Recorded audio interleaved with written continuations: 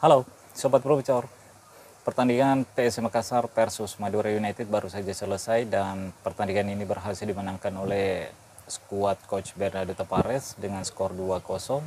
Masing-masing gol PSM Makassar dicetak oleh Yuran Fernandes pada menit 40 dan gol kedua PSM Makassar dicetak oleh Tito Okello pada menit-menit terakhir perpanjangan waktu teman-teman. Dan ya, dengan hasil ini PSM Makassar untuk sementara naik ke posisi keempat dengan mengoleksi 15 poin. Tentunya ini kemenangan yang sangat berarti bagi PSM Makassar karena seperti yang sudah saya katakan di video sebelumnya bahwa 4 pertandingan PSM Makassar tidak mampu mendapatkan 3 poin. Hanya bermodalkan hasil imbang dan 1 kekalahan di 4 pertandingannya, dan di pekan ke-8 akhirnya PSM Makassar bisa kembali mendapatkan 3 poin dan memperbaiki posisinya untuk sementara di tabel klasmen Liga 1 di pekan ke-8 ini. Tapi tentunya masih ada beberapa catatan yang harus diperbaiki oleh Coach Bernardo Tapares. Banyak peluang yang didapatkan oleh anak-anak asuh Coach Bernardo Tapares, tapi ya lagi-lagi masih dengan masalah yang sama, masalah finishing, masalah final pass itu yang masih harus dibenahi oleh Coach Bernardo Tapares dalam skuadnya. Apalagi kalau ingin bersaing untuk perebutan juara ya tentunya harus bekerja ekstra lagi. Dan saya harap apa yang perlu ditingkatkan ya segera ditingkatkan karena persaingan akan semakin ketat di pertandingan-pertandingan berikutnya. Di pertandingan berikutnya PSM Makassar akan menghadapi Persebaya Surabaya yang tentunya akan berambisi juga untuk memenangkan pertandingan ketika menghadapi PSM Makassar, karena tadi juga Persebaya Surabaya mengalami kekalahan perdananya di musim ini ketika menghadapi Persib Bandung, teman-teman. Kalah dengan skor 2-0.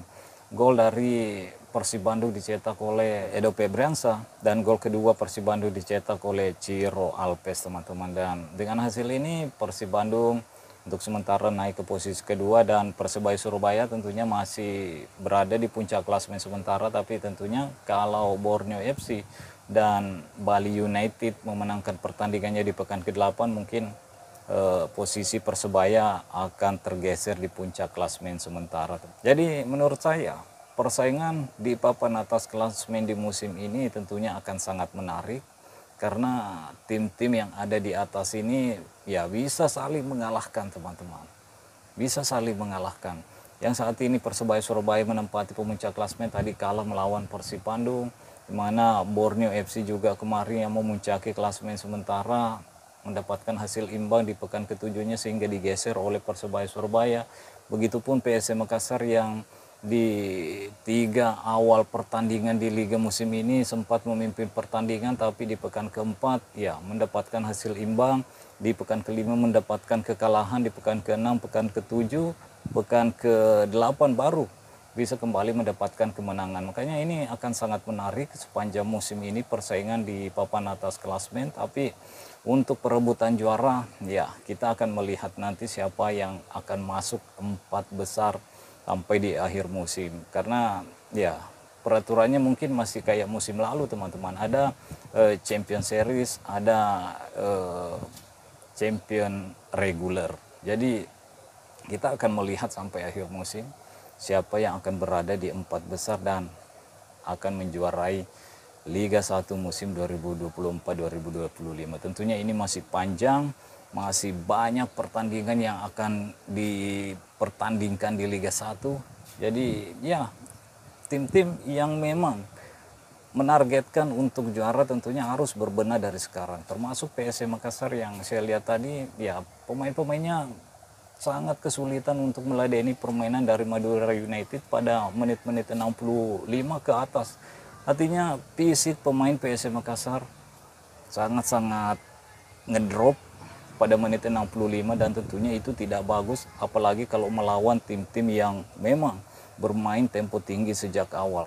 Tadi juga PSM Makassar memang memainkan permainan tempo tinggi dan cukup sukses dan mampu mencetak gol di babak pertama, tapi setelah itu di menit 65 babak kedua fisik anak-anak asuh Coach Bernardo Tapares sangat-sangat ngedrop, sangat-sangat kedodorang. Untung saja Madura United tidak menjebol gawang PSM Makassar. Saya udah bilang ini bakalan imbang lagi, soalnya pemain-pemain PSM Makassar udah banyak tertidur, udah banyak mengulur-ngulur waktu, karena fisiknya udah tidak kuat lagi untuk bermain selama 90 menit. Jadi sedikit disentuh tidur lagi untuk mengambil waktu, dan itu tentunya tidak bagus untuk ditonton. Nanti akan ada lagi nyanyian-nyanyian yang mengatakan bahwa PSM Makassar mengulur-ngulur waktu, tim guling-guling. Tentunya itu tidak bagus untuk didengar, dan kita ingin melihat pertandingan yang fair play di atas lapangan, bukan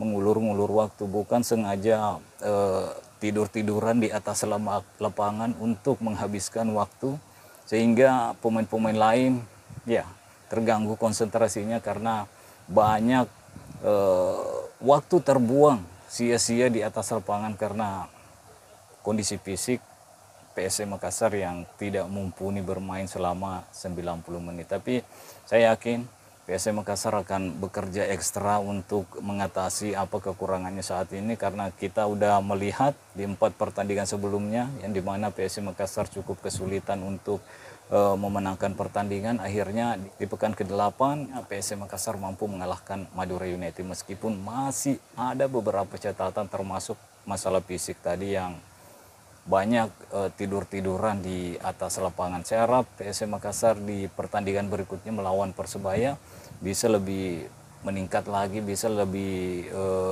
menunjukkan kapasitasnya, bisa lebih menunjukkan bahwa PSM Makassar bermain dengan kesatria, tidak mengulur-ngulur waktu, tidak guling-guling di atas lapangan. Saya ingin melihat itu.